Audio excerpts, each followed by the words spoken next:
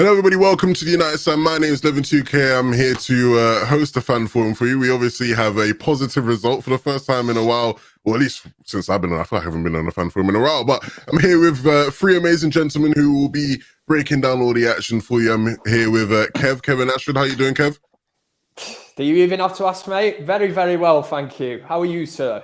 I'm doing great. Thank you for asking. We got Alex here. So I'm going to ask you if you're great, Alex, but I know that you might not be too good, and we'll get to that. But I'll still ask you. How are you, Alex?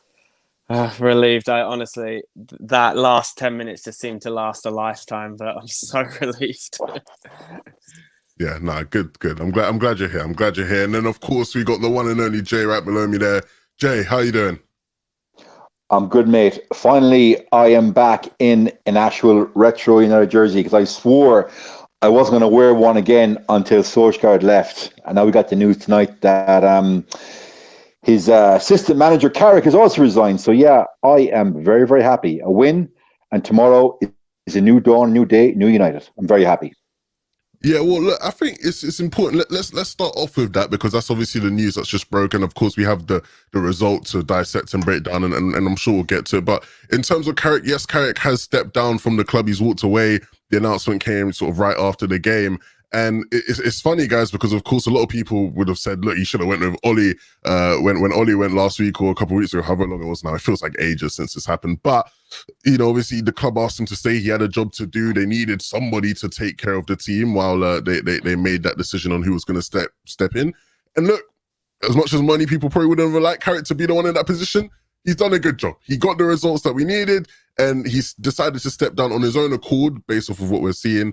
Kev, what are your thoughts on Carrick finally leaving the club after, 15 or so years? I would probably say it was the least he could do would be to stay in charge for the 3 games that he's done at Manchester United. But on reflection of hearing the news, it's almost like we need to put that aside now. There is a new era at Manchester United. Obviously, Rangnick was in the crowd this evening, which obviously Amazon Prime kept cutting over to as if we didn't know he was there. But we know he's there. We know he's going to be assessing the squad. For me, it's positivity because we've got a great result today. And the fact of it is a new era. For me, we debated in the show the other evening about whether Rangnick will have any say in the input of the team that was put out this evening. And to me, it suggests that he had absolutely no input. This was totally Carrick. It was totally favoritism FC or whatever you want to call it. The fact Harry Maguire steps back into that team ahead of Eric Bailly kind of blew my mind. And the likes of Rashford, who I don't think is in form at all, for him to start the game. So I look at that and now I just think, listen, we've had a great 3-2 result against Arsenal. Positivity-wise, it's great. And we kind of put that to bed now of this, these players that is just getting in the team. It is favouritism, and that's what it was down to. He had his favourites, and I think that's shown tonight that Rangnick had absolutely no say in that team. Alex, I know you're a big fan of Carrick, obviously, as a player, and, you wanted to see him do well in this interim role, which, we acknowledge he has done a job there. You're sad to see him go now. Of course, he was a brilliant player, not the greatest of coach, but as an interim manager, I think he'd get a thumbs up. How you feeling with this news? I understand it because everyone, I hope Phelan and McKenna are going to go as well because everyone tied to that regime should go. But it's how the older generation have the loyalty to Solskjaer. It's me, I was on the way younger end during Solskjaer's time, but then Carrick was the years of when I was a teenager and stuff. And in my opinion, obviously I'm biased. I think our best team we've ever had is that 08 team, and so I loved so many players from that era. And Carrick was obviously a key part of that era. So from a sentimentality point, it is sad, but at the same time, I'm hoping now that opens up then more slots for Rangnick, especially if Phelan and McKenna go, more slots for yeah, has anyone seen Jay? Where is it? For more of Rangnick's people to be involved, which I really, really hope is going to happen. And it just seems now exciting, straight to it. Tomorrow morning, I think it's 9:00, they said, Rangnick's press conference already. So I think that will be even before he's taken a training session. So That's really exciting. But yeah, like Kev said, that had Ollie and Carrick all over it, that starting 11. I hope now that Carrick's gone, I never have to see that god-awful formation again. Like, maybe some other teams can play it well, but I just find it such a dated formation. I absolutely hate us playing with it. Maybe because Bruno always stays so high up, so we just seem to that every team just walks completely through our midfield. And I just hope we change formation to hopefully a 4-3-3 under Rangnick. Well, I'll come to you now, my friend Jay. Look, I saw a lot of people on Twitter, after the Carrick announcement going, hey, where's Phelan? Is Phelan's next? It better be, right? And I feel like I sort of know what your answer is here, but what now has to be next when it comes to Phelan, McKenna, the rest of the coaching staff in your eyes, Jay? Well, unlike Alex, it's no surprise that I don't do sentiment. The sentiment doesn't get results, and it certainly doesn't win you trophies. I almost questioned what exactly did Phelan do? What was his function? I never got that. I know McKenna, he came from a youth team, and he's very well thought of in the club as an up-and-coming coach. So maybe he'll be kept on because maybe he's a blank canvas and he can learn from Radnick and whatever coaches Radnick brings in. But if you look today at Carrick's press conference, the body language and what he was saying, it was pretty much, I felt, he was like the guy that's been passed over for promotion, and he felt the job should have been his. And I suppose he felt that he'd done enough in the first 2 games to warrant getting the job into the season. And that's fine if that's his opinion, but the fans certainly didn't want what Carrick to be there to end the season. I know I didn't. But look, that being said, you got to give him credit. 3 games undefeated, 3 points tonight, and he got 3 points tonight playing with 9 men.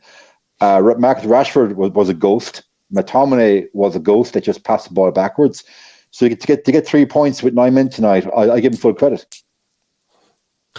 Yeah, I think for people who might care about my opinion, I think it's good. He's walked out on his on his own accord, and I think it was the right decision. I think I watched his interview and he talked about how, he after being a player, he literally went right into coaching. He didn't even talk about it with his family about taking a break or anything. So it'll be nice. He said he's going to go tomorrow, drop his kids off at school and, enjoy his now unplaying or uncoaching life. We'll talk about the lineup and we'll talk about the game because I've said it before and I'm not a hypocrite. So I'm going to remain I didn't care what Carrick did in terms of lineup, tactics, whatever. All my focus was on the results and him being able to get a result because he's not, he wasn't here to do that, right? He was here to steady the ship, right? It's funny we talk about steadying the ship, that's sort of what Ollie's whole career was supposed to be here as a manager. But, Carrick was here to just steady that ship until whoever they got in came in. And obviously, since we know Rangnick's taken over, I wasn't too bothered about what he did as long as he got the win over Arsenal, especially with I saw so many Arsenal fans, by the way, just really giving it a lot for a team that's not doing that amazingly, to be fair. But, I don't have to roast them now. The result speaks for itself. Kev, what did you make of this game? How did you feel, especially the first half? The first half was a bit of a rocky one. That first goal, was a talk of controversy. So we'll start with that. In your eyes, how did that decision, how should it have played out? As a Manchester United fan, when I watched it, and I think I tweeted out straight away, same old Arsenal, always cheating. When I watched it, I didn't know that Fred had stood on De Gea. So that threw me anyway. But saying that, seeing De Gea laying on the floor, and then I'm hearing the commentator saying, well, Smith Rowe wouldn't have known, and he's just played to the whistle and shot. I'm like, Smith Rowe would not have shot from there because you're not beating De Gea from there. He's seen he was on the floor. And that's the thing that irked me. And I was like, shit house. He's done that knowing De Gea was on the floor and put the ball in the corner. Now, if you can live by that and then celebrate that goal a minute later or whatever, fair enough. That is up to you. If a United player did that, would you have any problem with it? Listen, that's why I'm saying. And I am just very, very happy that it did not cost us the game, because if it did, then I'd probably be a different animal on here now and I'd be saying, Arsenal cheating this and that. And I'm like, now I can just go, you know what? Yeah, it was the right decision. It was. Fred, who today was kind of crazy at times, like he usually is, and then showed us the pressing side, sets a goal or two up, and it's like, this guy, and I swear to God, if Rangnick was in the crowd today, he'd be looking at him and going, like,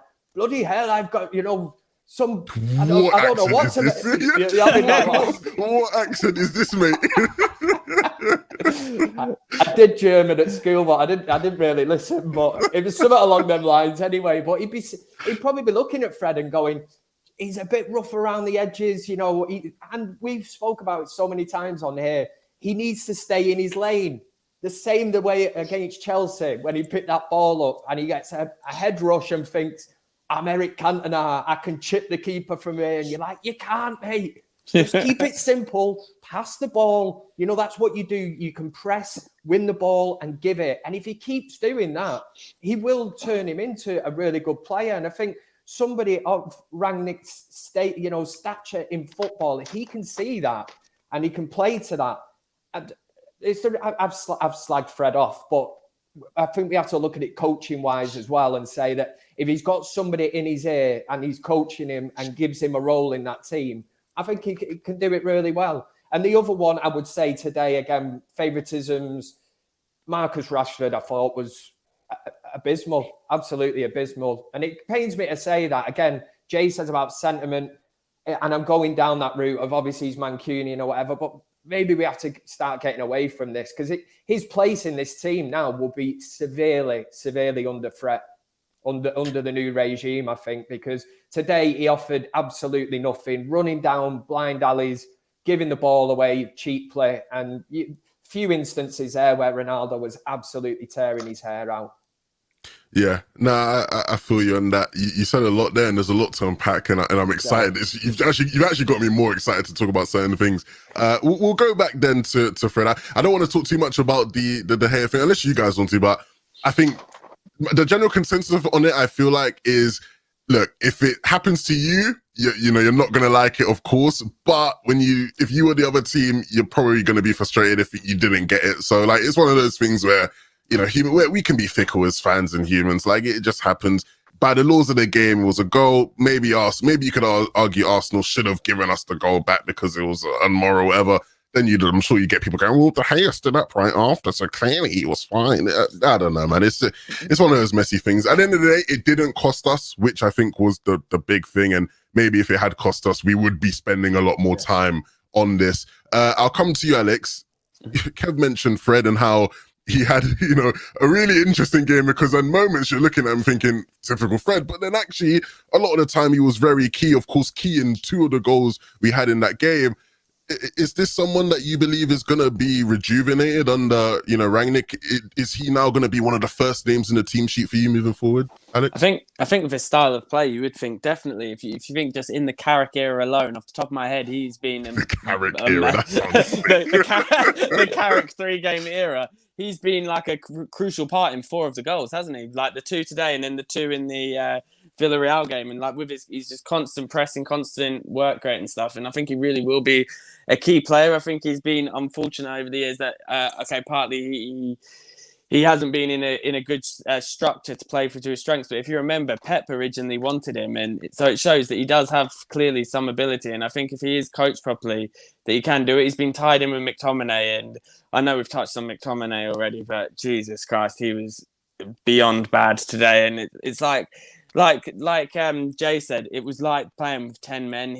He's just anonymous the entire game, and then when he does get it, it's just a safe back pass. It's like people always say, like with the McFred thing, it's like, oh, because they give you legs in midfield and all this. I fully understand that with Fred, but I don't think that McTominay is necessarily like an engine room. And you see that like pressing thing. Remember, I'm sure everyone's seen it on Twitter, that thing, like mainly to promote Pogba, of how high Pogba's presses are. But McTominay's really low. Like Fred's at the top by an absolute mile, and McTominay's like nowhere to be seen. So I don't think he should be in the same sentence as Fred with that. And it's just, I really hope it wouldn't surprise me if Rangnick comes in and still starts McTominay, just purely because of how old Matic is. But it is giving some pretty positive news on the transfer front that we keep getting linked with midfielders in January. I don't know whether I believe the links, but the fact that they're happening means that hopefully we do sign some. Because I think if the Glazers think we need top 4, then the only way we're going to get it is if we get maybe not the only way, but it's going to massively boost our chance of getting top 4 if we just get that holding midfielder in that we should have got already in the summer. Yeah, I know. Look, Jay, of course, we're linked to plenty of midfielders, it seems. Now, I'll be honest, my thoughts on all the links is I feel like there's been a lot of lazy journalism. Like, you actually look at everyone we've been linked to, it's just all players who've played for Rangnick players, all just active Leipzig players. And you're sort of there looking like, okay, buddy, yeah, we're just going to buy the whole team, are we? Yeah, we might as well just acquire Leipzig as like an affiliate club and just cycle their players into our squad.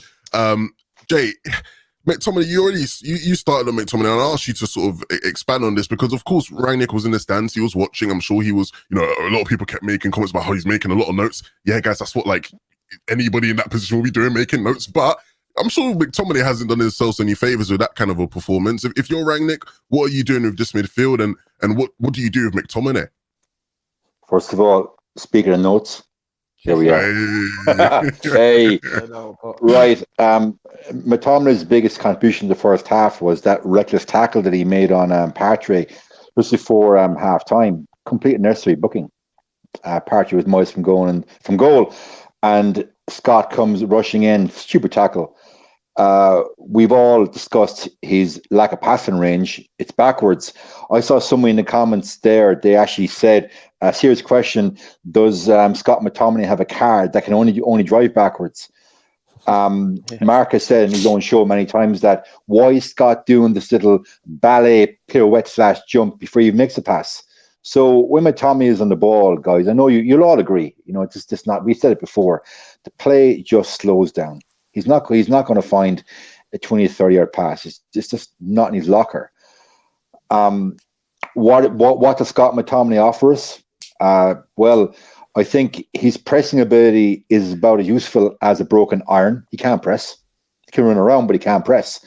I was saying there off air that late in the game, sometime around the 80th minute now, I'm open to correction, that he made a tackle down near the byline, and he gave a corner away, and the fans are clapping as if he's just pulled off some Roy Keane or Vidic masterstroke.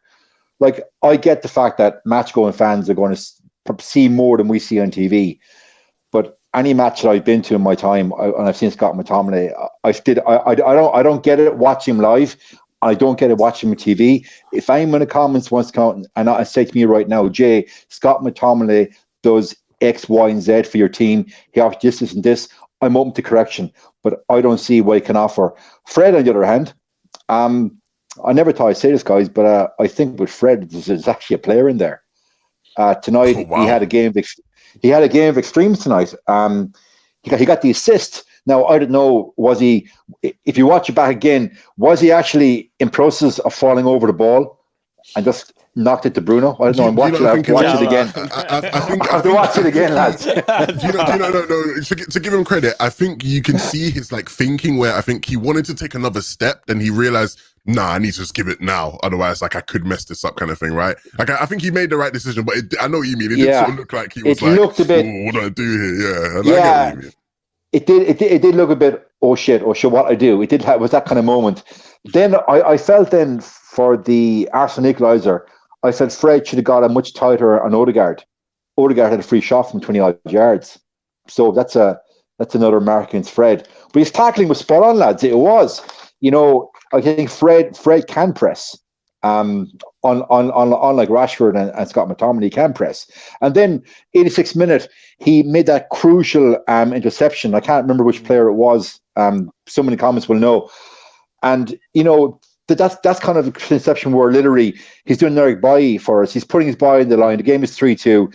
If he doesn't make that interception, Arsenal get a free shot 5 yards from goal, and we could drop 2 points. So for me tonight, Fred, he was solid 7 out of 10. I've got to give him credit tonight. I never thought I'd be saying that, but when a player deserves credit, guys, I will give it.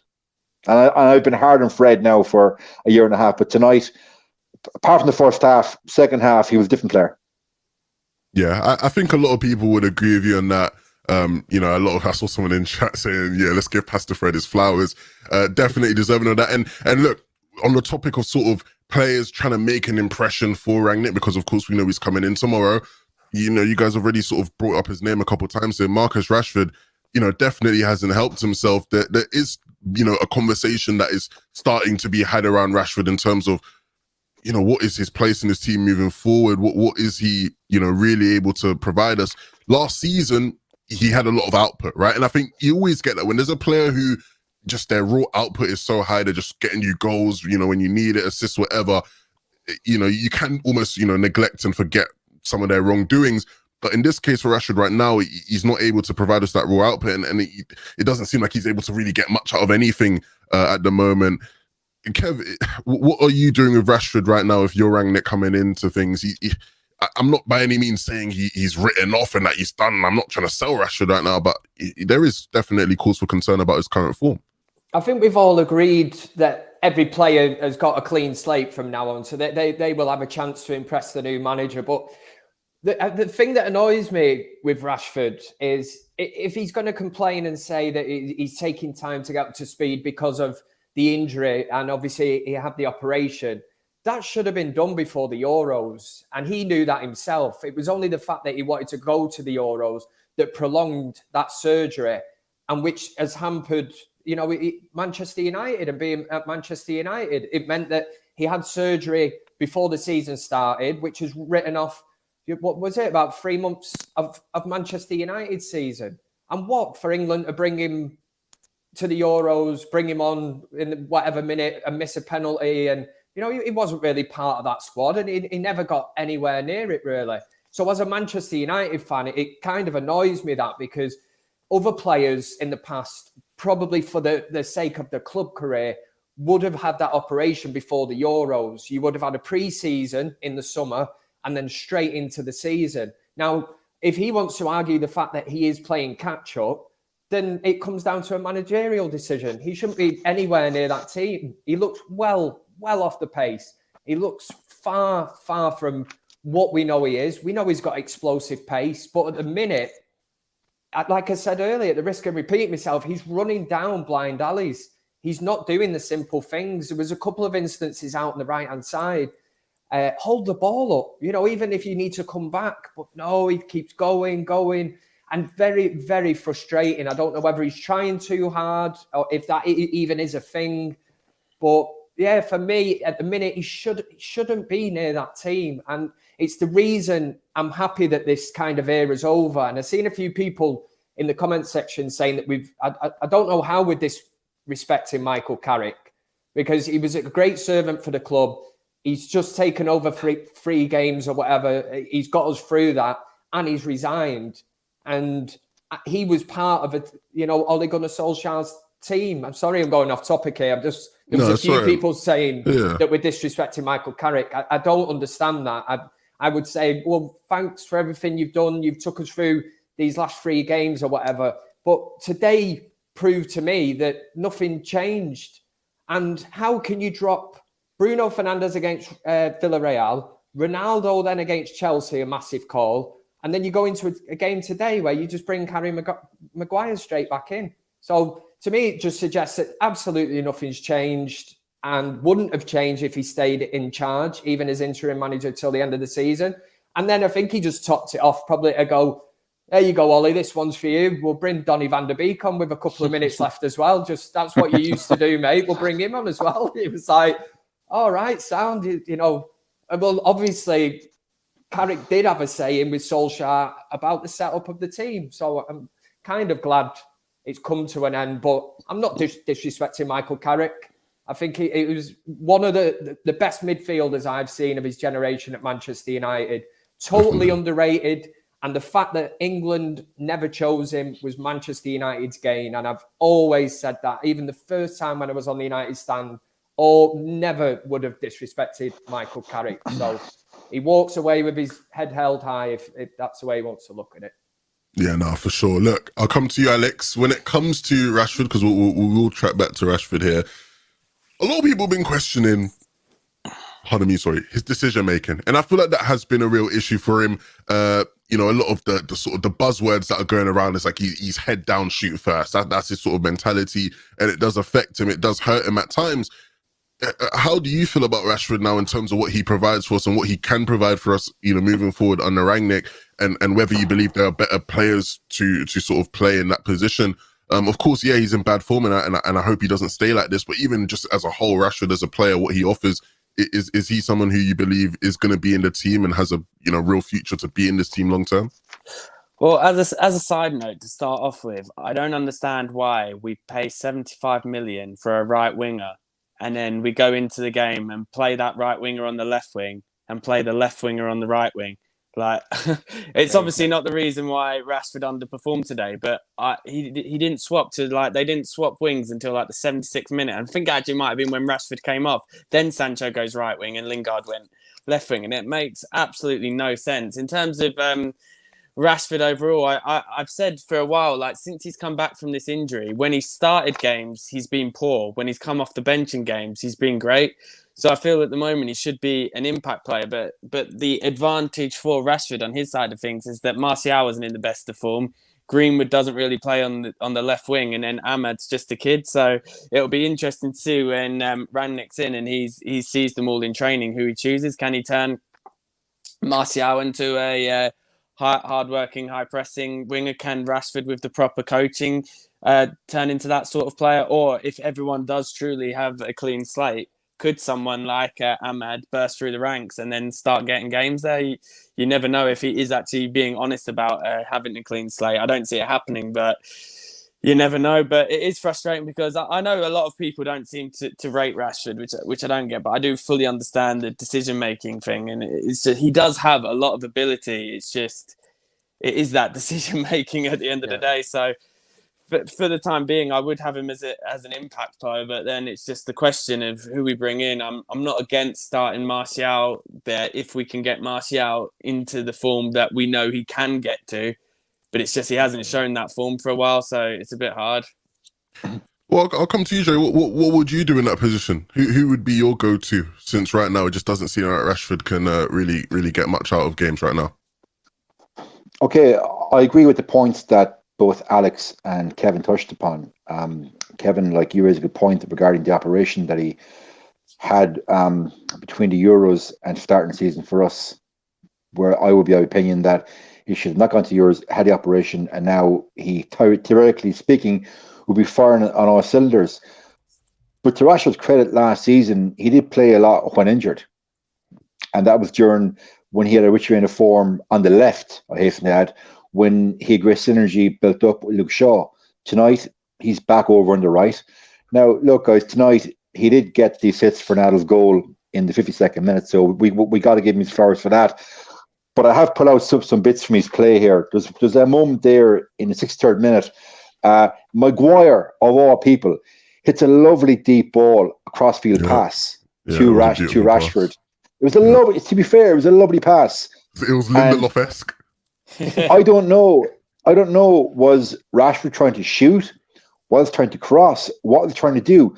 But taking that extra half second to be aware of your surroundings and look up, and he just doesn't do it. It's just he just speculatively has a shot / cross that leads to nothing. And then Kevin, I've actually said the same words that you used. I said here, 74th minute, Rashford runs down a blind alley. So obviously we're thinking along the same thoughts. 78th minute comes off for Lingard. But how many of us tonight would have started Rashford? Personally, I wouldn't. And to Alex's point, you don't spend you do clearly. If you're Manchester United, you spend 74 million on an out winger, and you stick him on the bench, or then when you start him, you stick him on the left. So obviously, a case transferred there by the former manager and by Carrick. And just to touch on the point that was also made, none of us here on this show are disrespecting Michael Carrick as the player, and we've given him his flowers for going 3 games undefeated. We're here to call facts without sentiment. If you want sentiment, go and watch MUTV. Regarding Rashford going forward, he definitely has a place in the side, but I don't see him on a Rangnick having a place in the starting lineup. I don't think he's fit enough, from what I've seen of him, to play a high pressing game. But again, the high pressing game that we want to see, that Rangnick is famous for, how many weeks is it going to take for us to see that? Because as we know, guys, between now and Christmas, he's got very little time on a training pitch. And as we all agreed a week ago on previous shows, we're not going to see the best of a Ralph Redknapp side until probably mid-January, early February.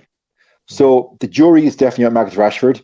I think we have to park everything he's done for children and great work, blah, blah, blah, blah. But that's to be parked. We have to analyse what Marcus Rashford has been doing on the pitch for the last couple of weeks. And that is not the Marcus Rashford that we've grown to love. And maybe he needs a time on the sidelines to come on, Alex, as you said, as an impact sub. And maybe right now, that's his best position.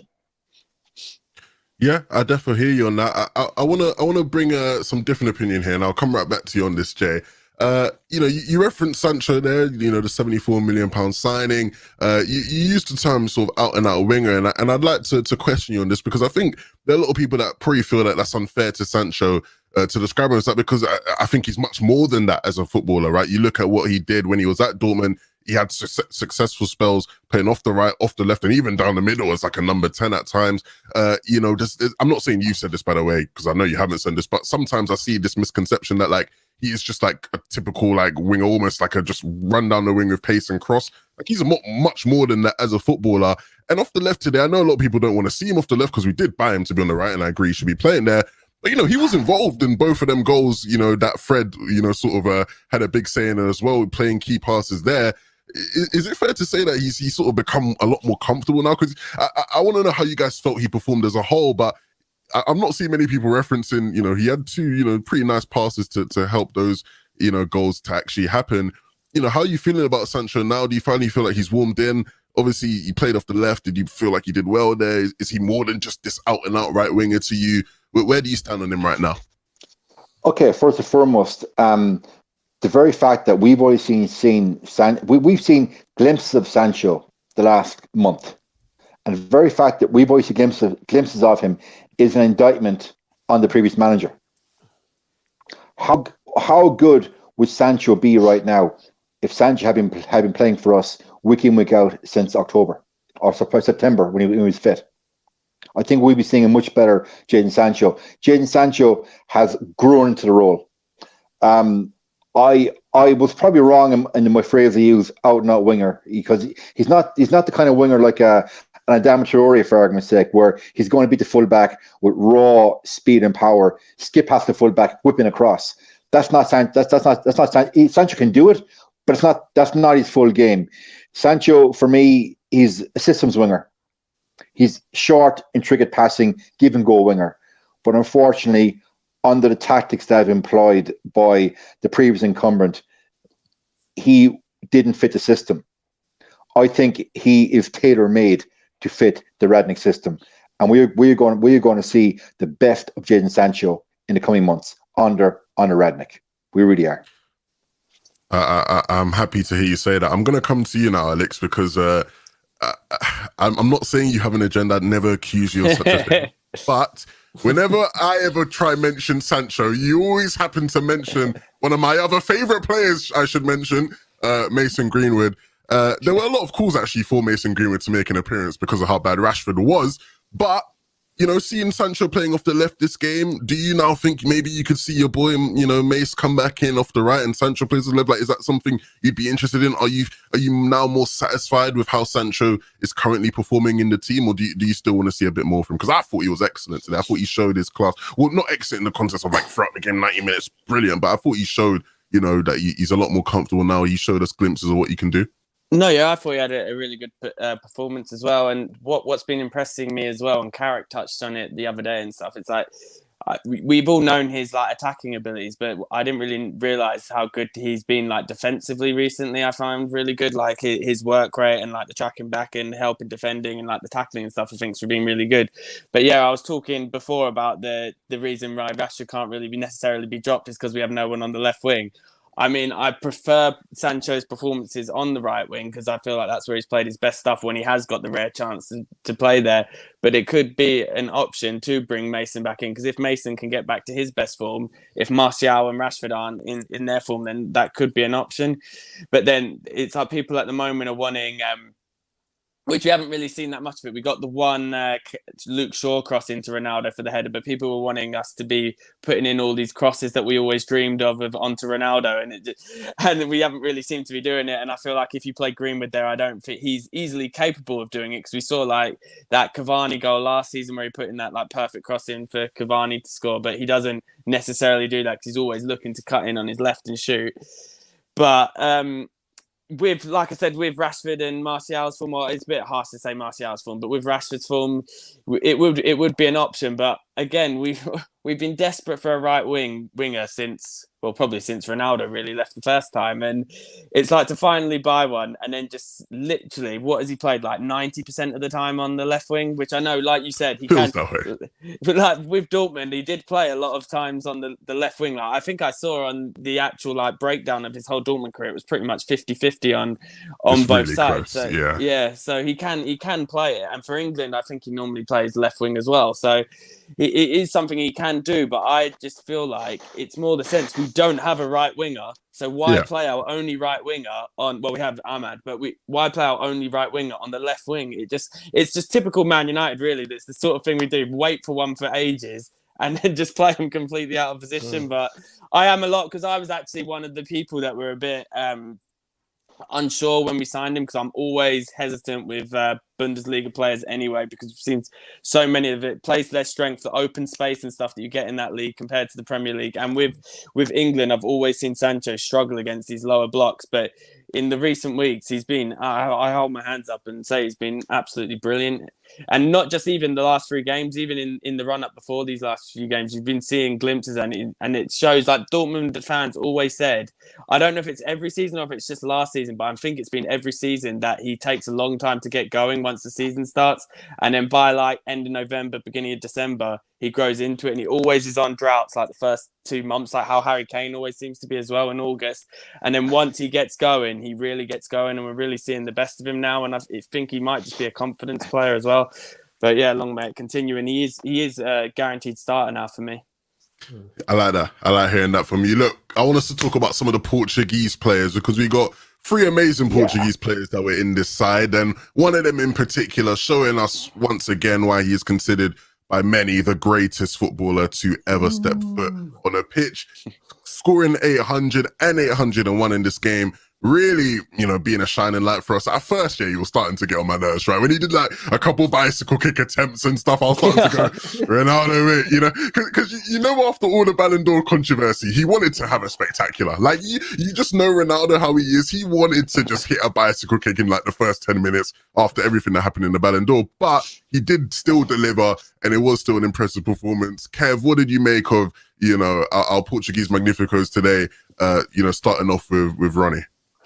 I've got to laugh when you said about the overhead kicks, because I turned round to my son at the time and I went, he's definitely lumped on himself today to score an overhead kick. You don't see, like 2 overhead kicks in a game. And listen, the only notes I made today, I usually make a few notes, and was the stat that you just wrote there: 801 in 1,095 games. That's the only thing I wrote. When it came up on the screen before and I seen it, and I thought, that is incredible, absolutely unbelievable. And anybody that takes this man for granted, I just wish my son would have seen him, at Manchester United, the days when I seen him. I was there, the game against Bolton in 2003 when he come on as a sub, relatively unknown. Everybody was like, Ronaldo. No, it's not the Brazilian Ronaldo that we've signed. It's this other one, because I loved the Brazilian Ronaldo as well. So I was like, I thought that is who we signed back in the day when we signed him, and it came up on teletext, Man United signed Ronaldo. I was like, oh my God. I was like, 12.75 million. That's even cheap. That's a great deal, man. We've had their pants down.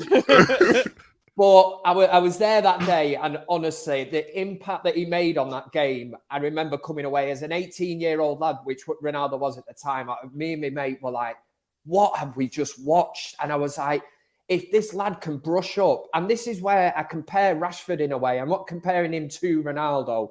I just mean that Rashford could be whatever he wants to be, but it's the final decision-making. And Ronaldo, he had us in stitches at times in the Stretford end, the step-overs, and you were like, hey.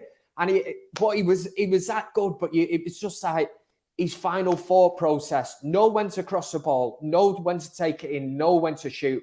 And once that all clicked at Manchester United in that first reign at Manchester United, he was absolutely untouchable. And the crowning point, I'm lucky enough to be at Moscow in 2008 against Chelsea. He scores a header in that, which ironically then misses a penalty, but it didn't matter. It was that was for me sort of Ronaldo's season.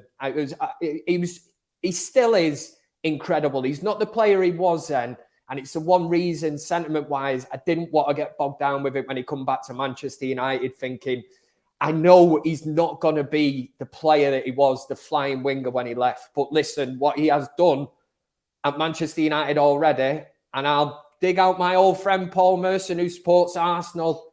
I always like to call him out. Remember what he said when United signed him? He worried about Ronaldo. His legs have gone. You know, he worries if he'll score goals. Well, don't you worry, mate. Have a bit of that tonight. 3-2. Have a couple of them as well. Hey, I love that. I absolutely love that. Look, Alex, I'm not going to ask you to repeat, Kev, because we can all sit here and praise Ronaldo endlessly. So I'll ask you about one of our other Portuguese players that played today, Diogo Dalot. Obviously, he got a run out off the right, and I think he's someone that always is mentioned whenever we've been linked. When we were still under Oli, when it was still the Oli era, whenever we were linked to a new manager, there would always be a conversation about how the new manager isn't going to like Wan-Bissaka. He's not attacking enough. Dalot's going to play.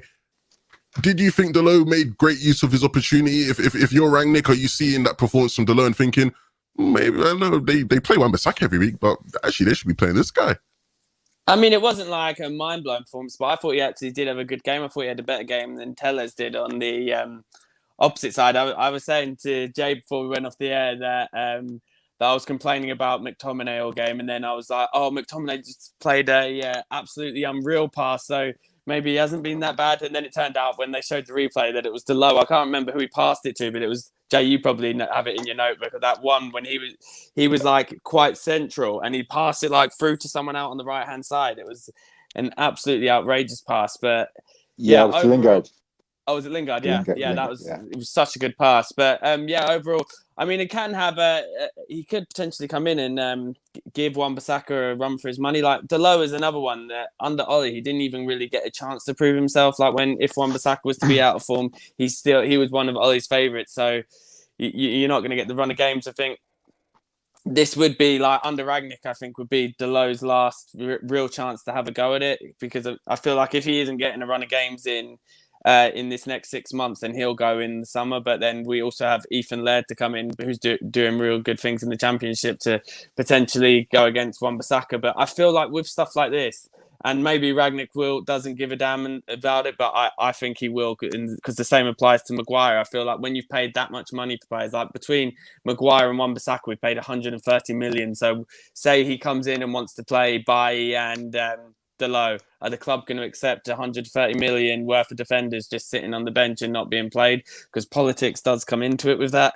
And you can say again, that's the club misspending money, because you'd think we'd have we'd have a better attacking fullback than Wan-Bissaka for that much money. But I don't know. I quite like Wan-Bissaka anyway, and I feel like he can be coached to be better. And likewise, but Dalot can as well. But I just feel like if we're going to have competition for places, then it has to be actual competition, because it's like with when we brought Telles in, it upped Shaw's game. But then this season, Shaw was being abysmal, and then Oli was still not dropping him. And likewise with Maguire, was at fault for like so many goals, and Bailly wasn't coming. And it's just pointless having these competition for places if you don't actually play up to the competition and rotate.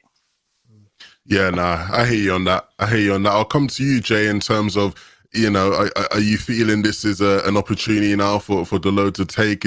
Would he be your choice of the two? Even when it comes to the other side, right? What did you make of Telles? Obviously, he's not Portuguese, but he is Portuguese speaking. A lot of Portuguese speaking players were in this lineup today, right? Like, how many is that? What? Fred, Telles, Dalot, Bruno, Ronaldo. So that's quite a lot. Actually. Half the quite team. a lot. Yeah, literally.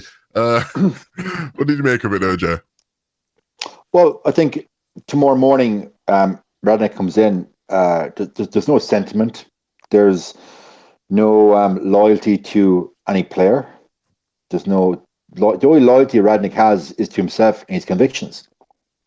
And he would pick the players that best suit his system to play his football philosophy. And if Armand Bissaka and Luke Shaw don't meet the standards and that he sets, he won't play them. He'll play Delo, he'll play Tellez. I think a lot of fan base are in for a rude awakening because a lot of the so-called favourites, I think he may play them initially and give them a chance, but I feel in the fullness of time, the starting 11 that you saw tonight will be pulled apart and clip it up than what we're going to see in the first leg of our Champions League last 16 game. I think they're going to be pulled apart because I'd like to hope so. Yeah. Yeah, I think it will, because you said there, Levin, about club politics. Well, the club are hiring Radnick to come in and literally impart his vision and his strategy for the next 3 years. And we've seen Carrick go. Maybe tomorrow or the next day, news may break the Phelan's gone as well, and so is McKenna. And if they go, good luck to them. But the new manager is here, and any player that does not step up to the mark, he'll cut them, and he'll have no qualms about doing it. And I think, for me, guys, that is a major step forward.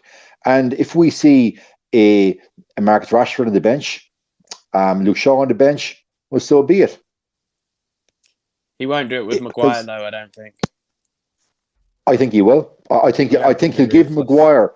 I think he'll give Maguire enough rope to hang himself. And when Maguire hangs himself, him will come by. That's what I think. Just to clarify, we mean it's a figure of speech, not literally. It's a metaphor, lads. Yeah, look. just to clarify. I don't listen. For God's sake, I don't want all the oh my God, PC individuals jumping now and losing their minds. For God's sake, it's a metaphor. He said cop on, it's a metaphor. Exactly, it's a metaphor. Yeah. It's a metaphor. Guys, it always feels good talking to you guys. I want to get your thoughts, because I'm not sure when everyone's going to be back on the channel and whatnot before that Crystal Palace game. But I want to keep it brief, keep it short. But going into that Crystal Palace game, right? It's the new era. I saw Mark calling it new Manchester United. Hopefully, we do look back at this in 20 years' time and go, "Yep, this was the beginning of new Manchester United." How do you feel now going into this Crystal Palace game Sunday? Going to be a big game. First time to watch, the German professor at work in the Premier League. I'll start with you, Kev. Excited? What's the emotions here? Excited, feeling confident, but I would say we're back to that sort of stage of work in progress. And I would say a lot of fans wanted this to happen. It has happened. It will not happen overnight. And I'm kind of glad if this is the stage now that maybe Phelan and McKenna go, then it's like jobs for the boys has gone, because like Jay says, I can imagine Rangnick going into Carrington tomorrow, and it will be more or less, I'm sorry about the German language, but it would be Phelan, what are you doing? And he'll be like, hey, and he'll be like, what do you do here? And he'll be like, I drive the coach, mate, or whatever. And then it'd be like, McKenna, what are you doing? And he'll be like, I'm putting out the cones. And then it'll be like, I need a dossier on each player. And then he'll be like, what do you mean a dossier? And he'll be like, player profile. And he'll be like, we don't have any. We don't do that here. He's going to go in basically and just find out everything that's been going wrong over the last 3 years and just nip it in the bud and say, it's over, man. The Rangnick era starts here and now. I don't know if any of you guys have watched The Office, right? But in The Office, when Idris Elba goes to Jim and he goes, yeah, I need a rundown on everything that's going on here. It's like Jim just spends the whole episode like, what is a rundown? And that might be McKenna and Phelan going, what is a rundown? What does he mean? And I also want to apologize to any German people who may be offended by that attempt at a German accent. I thought it was better than your first attempt, though. Alex, the emotions going into this game, how are you feeling about this going into Crystal Palace? Are you excited now about new Manchester United? I am really excited, but also I have to kind of temper my emotions, because on the one hand, it does feel like a new era and does feel like we're really making a good decision. But I have to remember, I was like this after Moyes and we got LVG, and I'm like, right, now we're going to kick on. And then after LVG, we got Jose, and I'm like, oh, it's a proven winner. He's won everything. Now we're going to kick on.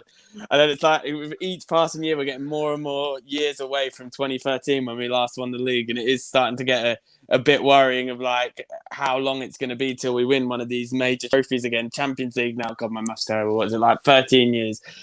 And it is quite worrying, but especially when you have now, I didn't have any kids, but when we last won the league, and now I'm bringing kids in and trying to influence them before they go to school. Well, one is at school now, but with to support United, and I just don't want them to be surrounded by kids becoming Liverpool fans and City fans and stuff, and influence them. So I think it is a really good decision, and I'm really happy that he's going to be behind the scenes after. And let's hope that he can bring some of these players in that he has been like brought in before, like some really good players that he can potentially scout to improve us. But hopefully he just changes the whole ethos of the club and we stick to this now gegenpressing type style, because I've always like looked silently on with envy at teams like Liverpool and stuff of how they play compared to how we've played recently. And I really hope it does change our style of football, because whatever anyone else says, like the players we've got, we should be challenging for the league. Jay, I'll come to you now to wrap it up. Well, I don't want to repeat myself. I'm risky doing so, but I just say that we're now at a tipping point in the club. We're about 2021, coming in 2022, 9 years since the last title. My own son has just turned 8, so he's grown up. His only joy that he's seen on United is winning the Europa League. That's all he knows. Oh, wow. So I hope that by the time he's a teenager, that I'm celebrating league titles with him. That'd be something. Yeah. Now, hopefully, it is the beginning of something new and fresh. Guys, it's been a pleasure. Thank you very much for joining me. Thank you very much to all the mods, everybody in the chat, all the super chats as well. Be sure to subscribe to the YouTube channel if you're watching for the first time, if you're watching for the last time. We appreciate you guys hanging out. Be sure to check out all these lovely gentlemen. Kevin Ashford 7 on Twitter, right? That's it. Kevin Ashford 7. Kevin Ashford 7. And can I just say as well, sorry, before we go, Jay, happy birthday, mate. Oh yeah, happy how can I forget happy birthday? Everyone Thank say you, happy sir. birthday Thank you. to Jay. I want to see the whole chat. Happy birthday, Jay. If you don't, you're fake. Jay, where can the people find you to personally wish you a happy birthday? Okay, first of all, I want to say I'm 21 today with compound interest. Plus, okay. Compound interest. I love that. Yeah, it's easy. It's J Daly UTD. Thanks, guys. Lovely. Be sure to go and wish Jay a very happy birthday. Alex, where can the people find you? AA_United. UTD, sorry. You two get it right, mate. Come on. You can catch me at Levin2K on all social media. Once again, I want to reiterate, it's been a pleasure. Happy birthday to Jay. Looking forward to the game on Sunday. Have a nice evening, everybody. Good night.